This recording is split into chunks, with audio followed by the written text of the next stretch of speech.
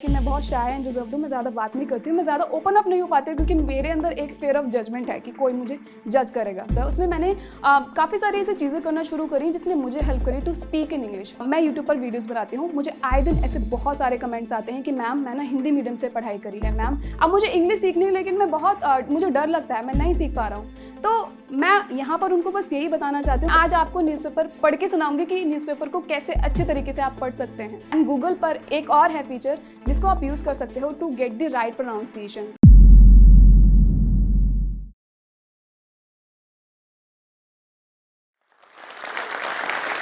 लोग अक्सर बोलते हैं कि आपको सक्सेसफुल होने के लिए आपके पास एक प्रोफेशनल डिग्री होनी चाहिए, टेक्निकल नॉलेज होनी चाहिए, नहीं तो आप सक्सेसफुल नहीं हो सकते हैं। लेकिन आज एक ऐसी स्किल के बारे में मैं आप सभी को बताना चाहती हूँ जिसको मैंने खुद के अंदर डेवलप किया है एंड जिसने मुझे सक्सेस तक पहुँचाया है और जिसके बारे में लोग बहुत कम बात करते हैं।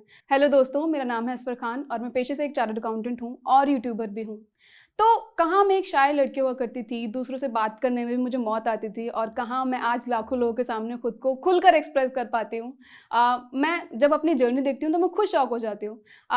तो ये एक रात में नहीं हुआ है, ये आसान नहीं था, काफ़ी सारी चीज़ों को मुझे ओवरकम करना पड़ा और वो क्या चीज़ें थी, चलिए आज मैं आपको बताती हूँ। मैं एक ऐसे बैकग्राउंड से बिलोंग करती हूँ जहाँ पर लोग ज़्यादा पढ़े लिखे नहीं थे और इंग्लिश का माहौल होना तो बहुत दूर की बात है।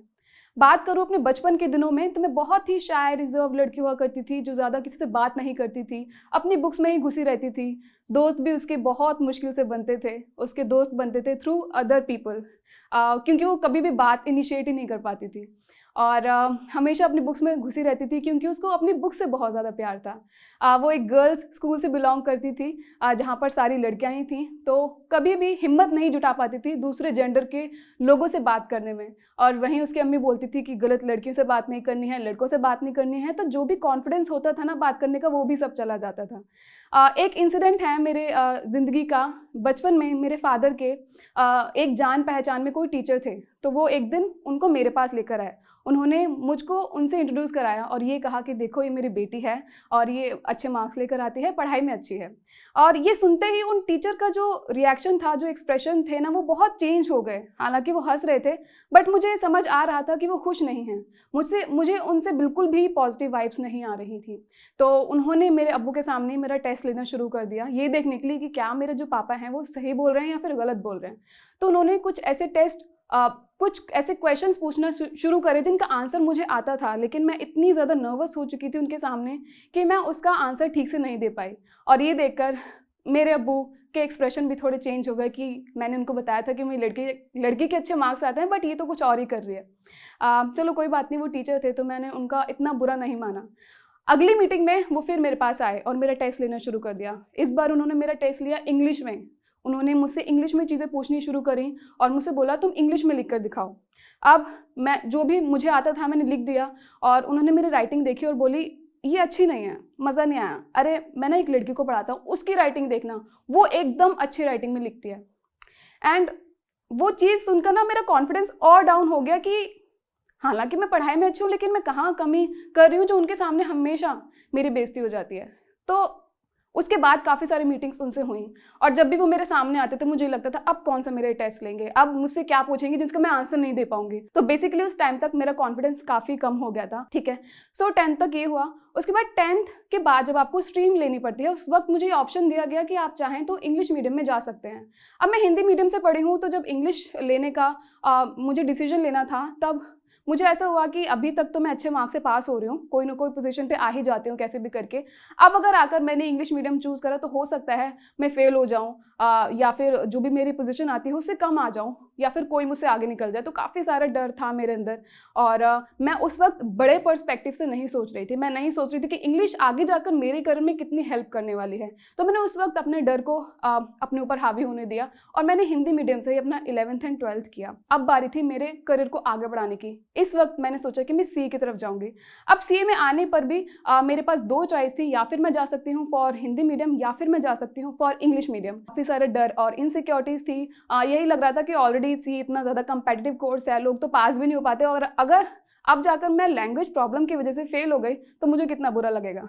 लेकिन इस वक्त मैं थोड़ा बड़े पर्सपेक्टिव से सोचने लगी थी, क्योंकि मुझे ऐसा लगा कि इंग्लिश मेरे करियर के लिए काफ़ी ज़्यादा हेल्पफुल रहने वाला है। तो मैंने सारे डर को साइड में रखा और मैंने सोचा कि मैं अगर अपने करियर में अच्छा करना चाहती हूँ तो मुझे इंग्लिश मीडियम की तरफ ही जाना चाहिए, और मैंने उस चैलेंज को लिया, एक्सेप्ट किया। तो इस तरीके से मैंने सीए किया इन इंग्लिश मीडियम। बट बोलना आसान है, ऑब्वियसली बहुत स्ट्रगल था उसमें, स्पेशली इनिशियल डेज में मुझे इंग्लिश इतनी अच्छी समझ नहीं आती, बट काफ़ी सारी मैंने ऐसी चीज़ें करी थी जिससे मुझे इंग्लिश समझ में आने लग गई थी, ठीक है। लेकिन कॉन्फिडेंस की अभी तक बहुत कमी थी। सीए इंटरमीडिएट तक मैं सच बताऊँ, मैं अपनी कोचिंग में किसी से भी ज़्यादा बात नहीं करती थी। कोई मुझे देखता था, बोलता था कि ये तो सिर्फ अपने में ही लगी रहती है, या फिर अपने ग्रुप के 1-2 लोगों से ही बात करती है, उसको किसी और से कोई फ़र्क नहीं पड़ता। बट उनको नहीं पता था कि मैं बहुत शाय एंड रिजर्व्ड हूँ, मैं ज़्यादा बात नहीं करती हूँ, मैं ज़्यादा ओपन अप नहीं हो पाती, क्योंकि मेरे अंदर एक फेयर ऑफ जजमेंट है कि कोई मुझे जज करेगा, ठीक है। तो सीए इंटरमीडिएट तक ये चलता रहा। लेकिन उसके बाद जब आपको आर्टिकलशिप में जाना होता है, आपको एक ऑफिस में काफ़ी सारे घंटे देने पड़ते हैं, कोचिंग जाना पड़ता है, तो आपको काफ़ी सारे लोगों से इंटरैक्ट करना पड़ता है।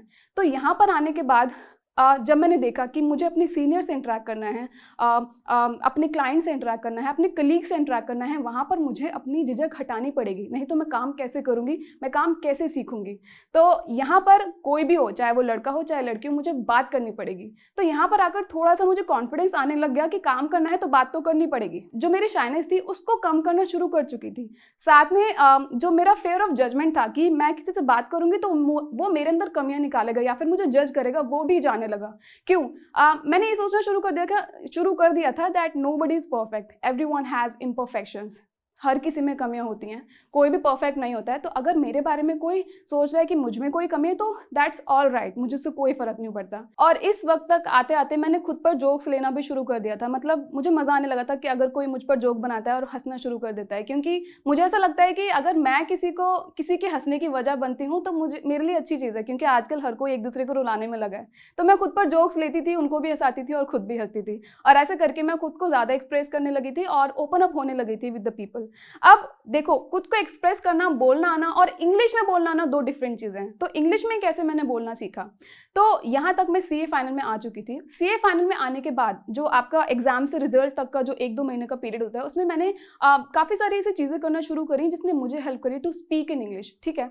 तो फर्स्टली मैंने क्या किया था, मैं अपने एग्जाम के बाद कुछ ऐसी मूवीज़ देखती थी विद सब टाइटल्स, जिससे मुझे समझ आए कि सीन में क्या हो रहा है और सब टाइटल्स में वो क्या बताना चाह रहे हैं, क्या बोलना चाह रहे हैं, उसको मैं अंडरस्टैंड करूँ, उसको बोलूँ, ठीक है। उसके साथ साथ मैं ये भी करती थी कि मैंने इंग्लिश न्यूज़पेपर्स पढ़ना शुरू करा था। तो ये चीज़ तो आपको बहुत लोगों ने बोली होगी कि आपको इंग्लिश न्यूज़पेपर पढ़ना है to improve your English, but उसको कैसे अच्छे तरीके से पढ़ना है सो दैट आपको ज़्यादा चीज़ें समझ आए। बहुत सारे बच्चे ये गलती करते हैं कि वो उस सेक्शन से स्टार्ट करते हैं जिसमें उनका इंटरेस्ट ही नहीं है, और वहाँ पर वो जब पढ़ना शुरू करते हैं उनको वो इंग्लिश बहुत हैवी लगने लग जाती है और कुछ दिनों में वो बोर हो जाते हैं और छोड़ देते हैं उस हैबिट को। लेकिन आपको ऐसा नहीं करना है, आपको उस सेक्शन से स्टार्ट करना है जिसमें आपको इंटरेस्ट है, B it sports, B it Bollywood, B it finance और B it education section.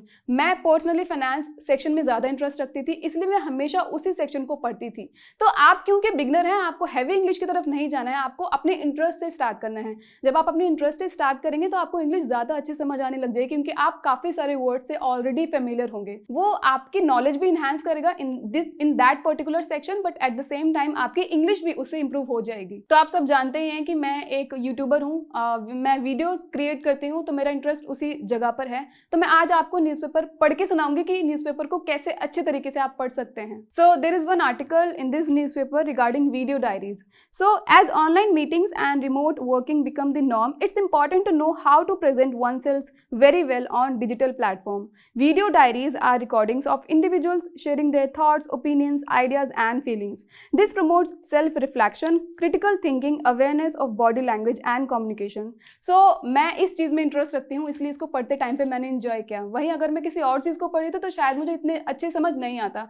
And वहीं अगर मैं इस आर्टिकल में कहीं पर भी अटकती हूँ तो मैं गूगल की हेल्प से उन वर्ड की मीनिंग को समझ सकती हूँ। तो ऐसे ही आपको करना है, आपको ज़ोर ज़ोर से बोलकर पढ़ना है, जिससे दो चीज़ें इन्वॉल्व होती हैं, आपका माउथ एंड आपका माइंड, तो वो आपको ज़्यादा बेटर रिजल्ट देता है। तो जब भी आप पढ़ें इंग्लिश न्यूज़पेपर, आपको ट्राई करना चाहिए ज़ोर ज़ोर से पढ़ें, ताकि उससे आपके इंग्लिश बोलने कि स्किल में भी इम्प्रूवमेंट हो। एंड एक और चीज़ मैंने करनी शुरू करी थी, मैं सोशल मीडिया तो यूज़ करती थी बट उसको अपने बेनिफिट के लिए यूज़ करती थी। मैं सोशल मीडिया पर आए दिन ऐसे बहुत सारे वर्ड्स देखती थी जिसकी मीनिंग मुझे पता नहीं चलती थी, तो मैं हमेशा उसके लिए गूगल यूज़ करती थी। एंड गूगल पर एक और है फीचर जिसको आप यूज़ कर सकते हो to get the right pronunciation. तो वहाँ पर आप कोई भी वर्ड डालेंगे, उसके साथ लिखेंगे प्रोनाउंसिएशन, वो आपको प्रोनाउंस करके बताएगा कि इस वर्ड को कैसे प्रोनाउंस कर सकते हैं। एंड वो फीचर मैंने बहुत ज़्यादा यूज़ करा है एंड अभी भी मैं यूज़ करती हूँ। तो कुछ ऐसे वर्ड्स हैं जिनको मैं गलत तरीके से बोलती थी, like it was pronunciation, it was photography, it was Wednesday, and it is not Wednesday, it is Wednesday, it is not photography but it is photography. And अभी मैं एक और वर्ड का आपको गूगल के थ्रू बताऊंगी कि कैसे आप उसको सही तरीके से बोल सकते हैं। सो एक वर्ड है जिसको मैं बहुत गलत तरीके से बोलती थी and that was pronunciation, but इसको किस तरीके से हमें बोलना चाहिए वो हम देखते हैं गूगल के through. So it is pronunciation. तो इस तरह से आप गूगल की हेल्प लो टू करेक्ट योर इंग्लिश। ऐसे बहुत सारे वर्ड्स होते हैं जिसको अगर हम ठीक तरीके से प्रोनाउंस करेंगे ना तो सामने वाले के ऊपर अच्छा इंप्रेशन पड़ता है कि हाँ इसको इंग्लिश आती है, इसको इंग्लिश बोलनी आती है। जब भी आप कोई मूवी देखते हैं, वेब सीरीज देखते हैं, फोकस करो कि वो किस तरीके से बोल रहा है, किस तरीके से उस वर्ड को प्रोनाउंस कर रहा है, ठीक है। तो इससे आप ऑल्दो इंटरटेन भी हो रहे हो but at the same time आप इंग्लिश को भी सीख रहे हो। तो ऐसी छोटी छोटी चीज़ें आपको अपनी लाइफ में इनकॉर्पोरेट करनी पड़ती हैं। ऐसा नहीं है कि आपको बहुत बड़ा कोई टास्क करना है, बट छोटी छोटी चीज़ों से आप स्टार्ट करेंगे ना तो आप कब इंग्लिश में अच्छे हो जाएंगे आपको पता भी नहीं चलेगा। एंड एक और बहुत ही अच्छी चीज़ मैंने करी थी जो मैं नहीं बहुत सारे लोग करते हैं और आप भी कर सकते हो उससे इंग्लिश की प्रैक्टिस करने के लिए। तो मैंने कस्टमर केयर एग्जीक्यूटिव से बात करनी शुरू करी थी एंड मैं मेनली बात करती थी इन इंग्लिश। आपको ऑप्शन दिया जाता है, आप चाहें तो हिंदी में बात कर सकते हैं या फिर आप चाहें तो इंग्लिश में बात कर सकते हैं। मैं हमेशा इंग्लिश की तरफ जाती थी और उनसे मैं अपनी इंग्लिश प्रैक्टिस करती थी। और ये बिल्कुल फ्री सर्विस होती है, वो आपको जज नहीं करते हैं। अगर जज भी करते हैं आपकी टूटी फूटी इंग्लिश को, वो एक कॉल की बात है, फिर वो अपने रास्ते आप अपने रास्ते, कोई जज करने के लिए नहीं बैठा है। तो आप उनसे अपनी इंग्लिश की प्रैक्टिस कर सकते हैं डेफिनेटली। एंड सीए बनने के बाद ऑब्वियसली आपको इंटरव्यूज देने पड़ते हैं, उसके लिए तैयारी करनी पड़ती है। तो मैं इंटरव्यू से पहले ही काफ़ी ज़्यादा प्रैक्टिस करती थी इंग्लिश बोलने की। मैं पहले ही लिस्ट ऑफ क्वेश्चंस बना लेती थी कि ये मेरा इंटरव्यू मुझसे क्वेश्चंस पूछ सकता है एंड इसको मैं किस तरीके से आंसर कर सकती हूँ, सो दैट मैं अपने इंटरव्यू में कॉन्फिडेंटली उनके क्वेश्चंस के आंसर कर सकूँ। तो यहाँ तक मुझे कॉन्फिडेंस आ गया था इंग्लिश बोलने का। अब बहुत सारे लोग ऐसे बोलते हैं कि इंग्लिश क्यों आनी चाहिए, हम इंडिया में रहते हैं, क्यों हमें इंग्लिश आनी चाहिए। देखो बहुत ही सिंपल सा मैं आपको एग्जांपल बताने वाली हूँ। सीए बनने के बाद जहाँ पर मैं काम करना मैंने शुरू किया, जहाँ पर मैं अभी भी काम कर रही हूँ, that is a corporate, okay, that is a big corporate. We have client outside India, abroad में वो क्लाइंट रहते हैं, हमें उनसे इंटरेक्ट करना पड़ता है रेगुलरली। तो हम हिंदी में उनसे इंटरेक्ट नहीं कर सकते हैं, we have to only interact with them in English. चलो आप बाहर की बात छोड़ दो, आप अपनी इंडिया की ही बात करो। We have a team, we have a very big team, जहाँ पर इंडिया के अलग अलग कॉर्नर से लोग हैं। कोई साउथ इंडिया से है, कोई नॉर्थ इंडिया से है। अब दोनों लोग जब आपस में इंटरेक्ट करते हैं तो हिंदी में नहीं कर सकते हैं, because south Indian people do not understand Hindi. उनसे आपको या तो इंग्लिश में बात करनी पड़ेगी या फिर उनकी लैंग्वेज में बात करनी पड़ेगी। तो इस केस में इंग्लिश प्लेज अ मीडियम जहाँ पर डिफरेंट लैंग्वेजेस के पीपल आपस में इंटरेक्ट कर सकते हैं, आपस में कन्वर्सेशन कर सकते हैं। क्योंकि कन्वर्सेशन टू साइडेड होती है, आप अपनी लैंग्वेज में बात करेंगे उनको नहीं समझ आएगा, तो ये तो वन साइड कन्वर्सेशन हो गई जो कि होती ही नहीं है। एक्चुअली कन्वर्सेशन दो साइड से होती है। तो अगर आपको उनको आपकी बात समझ नहीं आ रही है then that is not conversation. तो इंग्लिश एक मीडियम का रोल प्ले करती है और इसलिए इंग्लिश का आना बहुत ज़रूरी है। इट्स नॉट कि आपको बाहर जाना है इसलिए आपको इंग्लिश सीखनी है, नहीं। अगर आप इंडिया में रहकर भी सक्सेसफुल करियर बनाना चाहते हैं तब भी आपको इंग्लिश में आना ज़रूरी है। And it is a skill. आप लाइफ में कितनी ही स्किल अडैप्ट कर लें कम ही लगेंगी आपको। English is a language and English का आना इज़ अ स्किल। तो मुझे ऐसा लगता है हर किसी को इंग्लिश बोलना सीखना चाहिए, अगर उसके पास रिसोर्सेज हैं, और नहीं भी हैं तब भी there are so many free resources available online. आप उसका फ़ायदा उठा सकते हो for your personal and professional growth. Now मैं यूट्यूब पर वीडियोज़ बनाती हूँ, मुझे आए दिन ऐसे बहुत सारे कमेंट्स आते हैं कि मैम मैं ना हिंदी मीडियम से पढ़ाई करी है, मैम मैं गुजराती मीडियम से पढ़ा हूँ, मैम मैं गुजराती मराठी मीडियम से पढ़ा हूँ, मैम मैं हिंदी पंजाबी मीडियम से पढ़ा हूँ। अब मुझे इंग्लिश सीखनी है लेकिन मैं बहुत मुझे डर लगता है, मैं नहीं सीख पा रहा हूँ। तो मैं यहाँ पर उनको बस यही बताना चाहती हूँ, मैं भी हिंदी मीडियम से ही आई हूँ। और क्या होता है ना कि आपको इनिशियल डेज डिफ़िकल्ट लगते हैं, डेफिनेटली शुरुआत डिफ़िकल्ट होती है, लेकिन जब आगे आगे आप जाते हैं तो वो जर्नी आपको रियलाइज़ नहीं होती है। मुझे डेफिनेटली इनिशियल ईयर्स में बहुत डिफ़िकल्टी हुई, मुझे एकदम से चीज़ समझ नहीं आती थी, लेकिन मैंने उस जर्नी को एंजॉय किया है अभी तक, एंड अभी तक आई एम लर्निंग, क्योंकि मुझे उस जर्नी में मज़ा आ रहा था, इसलिए मुझे वो जर्नी रियलाइज़ ही नहीं हुई। Definitely it is going to be difficult at first place, but उसके बाद आप डेफिनेटली इंग्लिश पर अच्छी कमांड हासिल कर सकते हो. So you have to take that step, you have to take that first step. And always the first move जो होता है ना वो सबसे डिफिकल्ट एंड सबसे हार्ड होता है, लेकिन अगर आपने फर्स्ट मूव ले लिया ना, उसके बाद आपके रास्ते बनना शुरू हो जाते हैं और आप अपनी मंजिल तक पहुंच ही जाते हैं. सो जैसा कि मैंने आपको बताया कि जब मैं इंग्लिश सीख रही थी उस वक्त इतने सारे ऐप्स अवेलेबल नहीं थे. मैं सिर्फ कस्टमर केयर एग्जीक्यूटिव से इंग्लिश में बात करने की प्रैक्टिस करती थी. लेकिन आज के ज़माने में आपको पता है कितने सारे अफोर्डेबल ऐप्स अवेलेबल हैं जिसको यूज़ करके आप इंग्लिश की प्रैक्टिस कर सकते हैं. And one of those app is जोश स्किल्स ऐप, जहाँ पर आप अपने ही जैसे स्टूडेंट्स के साथ इंग्लिश में प्रैक्टिस कर सकते हैं, राइटिंग प्रैक्टिस कर सकते हैं, आप अपनी वोकैबुलरी को इम्प्रूव कर सकते हैं. बेसिकली ओवरऑल आप अपनी इंग्लिश पर अच्छे से वर्क कर सकते हैं एंड उस पर कमांड भी हासिल कर सकते हैं. तो अभी इस ऐप को डाउनलोड कीजिए, लिंक आपको डिस्क्रिप्शन बॉक्स में मिल जाएगा, नहीं तो कमेंट सेक्शन में आप उस लिंक से खुद को रजिस्टर कर सकते हैं एंड इसको यूज़ करना स्टार्ट कर सकते हैं. तो कैसे एक शाय और रिजर्व लड़की जो एक अंकल के सामने आंसर देने में हिचकिचाती थी, आज अपने यूट्यूब के थ्रू इतनी सारी वीडियोस पोस्ट करती है, खुद को इतने अच्छे तरीके से एक्सप्रेस करती है जिससे इंसान या फिर व्यूअर जो हैं रिलेट कर पाते हैं और उसको अच्छे से समझ पाते हैं. तो it's a matter of fact आपको अपने शेल से निकलना पड़ता है, अपने कंफर्ट जोन से निकलना पड़ता है. जब तक आप अपने कंफर्ट जोन में रहते हैं ना तो कुछ भी नहीं हो सकता. आप अपने कंफर्ट जोन से जैसे ही बाहर निकलते हैं ना, वैसे ही आपके लिए बहुत सारी अपॉर्चुनिटीज़ क्रिएट होना शुरू हो जाती हैं जिसको आप इंजॉय भी कर पाते हैं. उन्होंने मेरा CV लिया और मेरे हाथ पे ही रख दिया. बोला तुम यूपी वाले आ क्यों जाते हो जब तुम्हें बोलना ही नहीं आता. मेरा नाम लक्ष्मी वर्मा है. मैं बेसिकली फिरोजाबाद यूपी से हूँ. फर्स्ट टाइम जब दिल्ली आई तो मेरा पहला इंटरव्यू था, तो उनका फर्स्ट क्वेश्चन ये था कि इंट्रोड्यूस योरसेल्फ. तो इंट्रोड्यूशन में क्या बोलते हैं मुझे ये नहीं पता था, तो मैं चुप हो गई. तो उन्होंने मेरा CV लिया और मेरे हाथ पे ही रख दिया. बोला तुम यूपी वाले आ क्यों जाते हो जब तुम्हें बोलना ही नहीं आता. मुझे ऐसा लगा कि किसी ने मेरे मुंह पे तमाचा दिया हो और मैं कुछ समझ में नहीं आ रहा था, उससे कुछ बोल भी नहीं सकती थी. तो फिर मैंने CV लिया और लौट के चली आई. फिर उसके बाद तो फिर मैंने इंटरव्यू ही नहीं दिए. इंग्लिश लगता तो था ज़रूरी है, कोशिश भी की, सीखूंगी, ट्राई भी किया. 1-2 बार किसी इंस्टीट्यूट में ज्वाइन किया. तो फिर प्रॉब्लम क्या होती थी, इंस्टीट्यूट में जाना होता है, फिर इतना टाइम नहीं होता था कि पढ़ना भी होता था और जॉब्स भी करनी होती थी. सब कह देते हैं इंग्लिश सीखने के लिए एनवायरनमेंट चाहिए, माहौल चाहिए होता है, लोगों से बात करोगे तभी आएगी.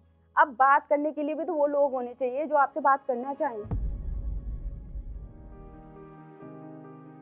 मैं जो स्टॉक्स की वीडियोस देखती थी मोटिवेशन के लिए, तो लास्ट में एक एडवर्टाइजमेंट था, तो वहाँ पे बोला था कि हमारे एक ऐप है जो स्किल का, तो आप उसे डाउनलोड करिए. तो मैंने सब्सक्रिप्शन कर लिया, और लेकिन सब्सक्रिप्शन की अमाउंट भी इतनी नॉमिनल थी कि मैंने तो सोचा भी नहीं था इतने कम दाम में इतना अच्छा प्रोडक्ट मिल सकता है. सबसे अच्छा जो बेस्ट पार्ट मुझे लगा वो था प्रैक्टिस का, जो मुझे चाहिए था एक्चुअल में, जो मैं ढूंढ रही थी इतने टाइम से. तो अब ऐसा है कि मैं इतना एबल हूँ कि हाँ ठीक है, मैं बात कर सकती हूँ, इंटरव्यूज फेस कर सकती हूँ. Now I am not scared of speaking English. Thank you जोश.